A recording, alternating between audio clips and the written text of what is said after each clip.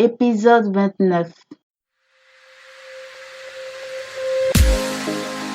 L'école de la richesse de CEV, un marathon vers la réussite financière. Des cours pratiques de développement personnel, entrepreneuriat et indépendance financière en 40 épisodes audio de 15 minutes chacun.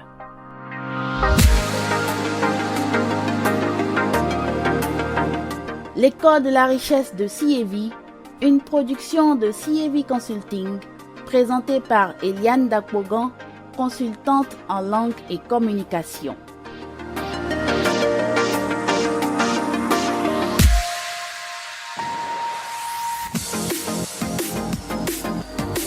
Salut chers auditeurs et auditrices de l'école de la richesse de CEV. Dans ce 29e épisode, nous poursuivons notre série de 9 épisodes pour étudier les compétences indispensables à acquérir pour atteindre l'indépendance financière. Dans l'épisode précédent, vous avez appris quelle est la meilleure façon de vendre. Mais avant qu'un prospect ne puisse acheter vos produits ou services, il doit s'y intéresser. Pour qu'il s'intéresse à vos produits ou services, il doit en avoir entendu parler.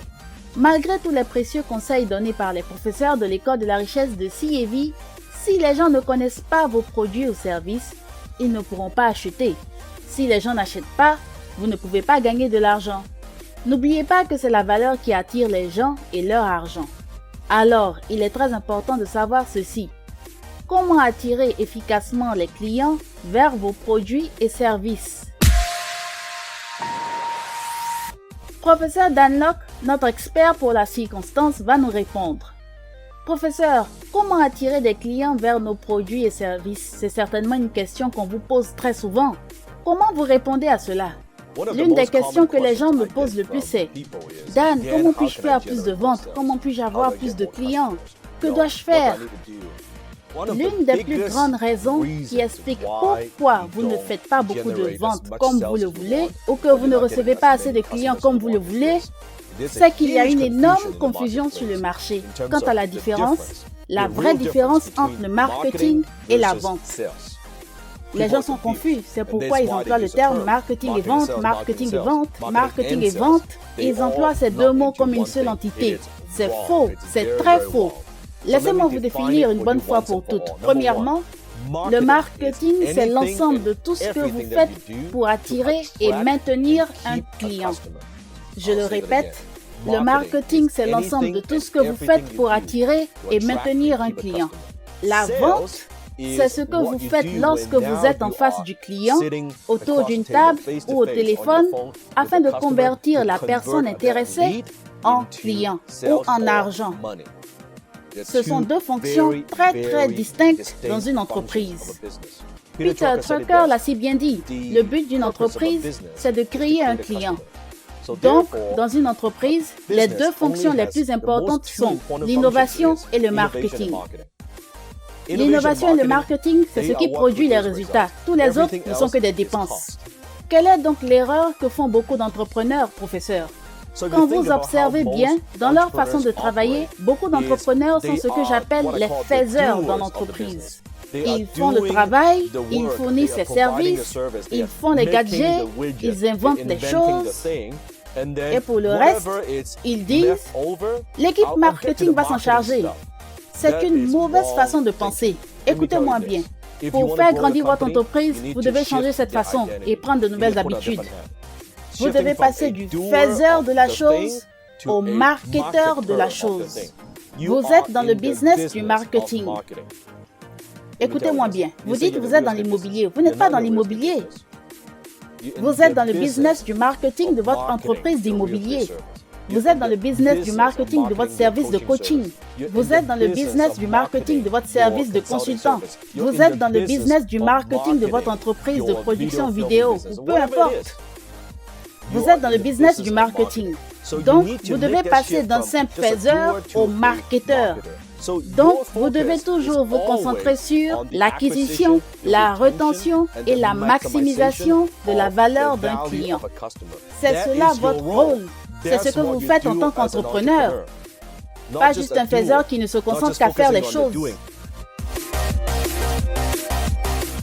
Ce n'est pas la chose qui compte, c'est la chose qui vend la chose qui compte. C'est la chose qui vend la chose qui compte. C'est pourquoi quand je parle aux entrepreneurs, je leur pose une question. Quel est votre budget marketing? Ils disent, oh, c'est 1% ou c'est 5%, c'est 10%. Alors je sais qu'il ne faut pas du sérieux. Ils ne comprennent pas. Alors que le marketing, c'est tout. C'est le marketing qui est le business. C'est ça le business. Ou ils disent quelque chose d'encore pire. Je n'ai pas de budget marketing. J'évolue sur la base des références. Je compte sur les références. Ça, c'est se baser sur de l'espoir. Vous espérez avoir ces références. Vous espérez qu'on vous recommande à quelqu'un d'autre. Ça veut dire que vous n'avez absolument aucune idée et que vous n'accordez aucune importance au marketing. C'est simple.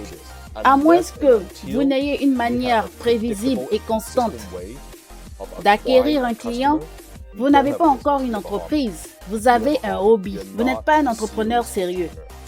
Alors faites ce changement. Sachez que si vous voulez faire grandir votre entreprise et créer de la richesse, si vous voulez créer votre empire, vous devez absolument savoir que vous êtes dans le business du marketing. Vous êtes un marketeur de votre chose, pas un faiseur. Dans ce cas, professeur, comment positionner efficacement le marketing par rapport à la vente? Avez-vous déjà eu cette expérience? Un client vous a été recommandé par quelqu'un d'autre ou par un ami de confiance. Il vous appelle et il vous dit, sans vous demander le prix, il vous dit « Je veux faire affaire avec vous ». Et la vente est conclue très vite, très facilement, sans beaucoup parler. Vous avez déjà fait l'expérience, n'est-ce pas? Ça signifie ceci. Quand votre marketing est bien fait, vous vendez avec peu d'efforts. Mais qu'est-ce que le marketing? C'est tout un tas de choses. Votre positionnement, image, message, preuve sociale, réputation, beaucoup de choses de ce genre. Quand le marketing est bien fait, vous vendez facilement. Quand votre marketing n'est pas bien fait, vous devez faire beaucoup d'efforts pour convaincre. Vous devez faire beaucoup d'efforts pour vendre. Et ensuite, croiser les doigts pour que ça marche. Votre positionnement, image, preuve sociale, témoignage. Plus vous établissez bien tout cela bien avant une conversation de vente, et mieux ce sera. La plupart vendent. C'est là le problème. Parce que plus vous voulez vendre, plus vous devez travailler encore plus dur et cela crée plus de résistance chez le prospect.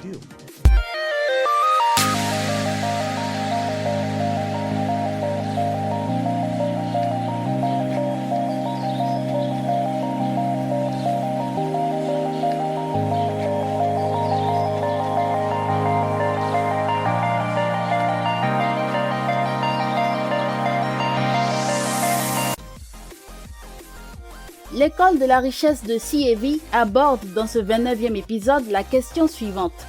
Comment attirer efficacement les clients vers vos produits et services? Dans la première partie, professeur Dan Lok, notre expert en entrepreneuriat, a évoqué la notion du marketing. C'est donc le marketing qui attire les clients. Comment faire pour établir votre positionnement, votre image de marque, votre message, vos preuves sociales, votre réputation, vos témoignages, quand vous venez à peine de commencer dans la gig economy ou dans votre propre entreprise?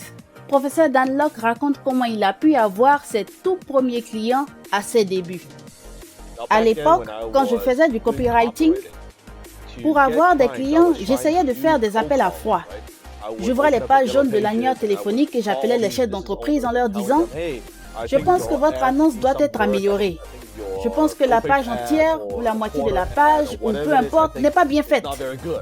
Laissez-moi mieux la réécrire. Donnez-moi de l'argent pour ça. » Eh bien, cela ne marchait pas bien. Donc, ça marchait une fois en passant, mais c'est une façon très difficile d'avoir des clients ou même d'avoir vos premiers clients.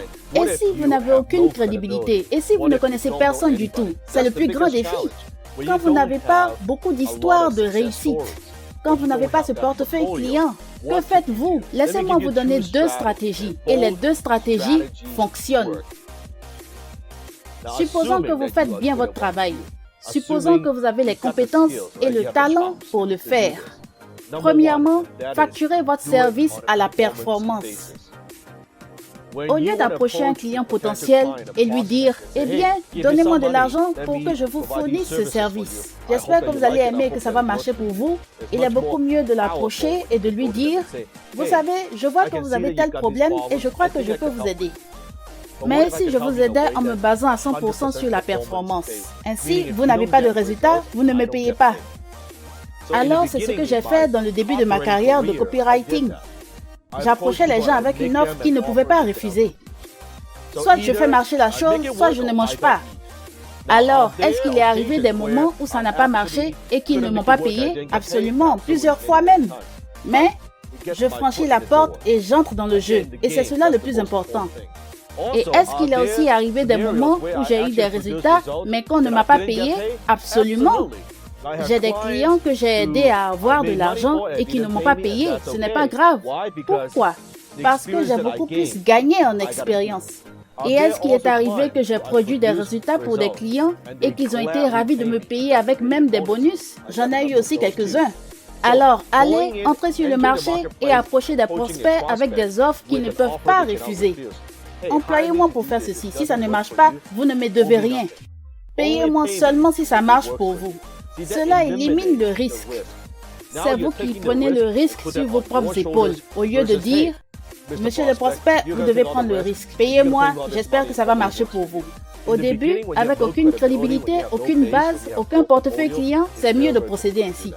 Donc, premièrement, basez-vous sur la performance. Faites-le. Vous voulez entrer dans le jeu. Vous devez entrer dans le jeu au lieu de juste vous asseoir et prier. Quand je vais trouver mes premiers clients, cela ne vous mènera nulle part. Vous devez entrer dans le jeu, apporter de la valeur d'abord et c'est comme ça que vous avez vos premiers clients. Par la suite, professeur, quelle est la deuxième stratégie marketing que vous recommandez pour les débutants en affaires?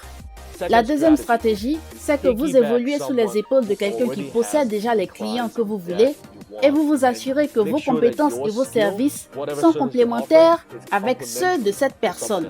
Laissez-moi vous donner un parfait exemple.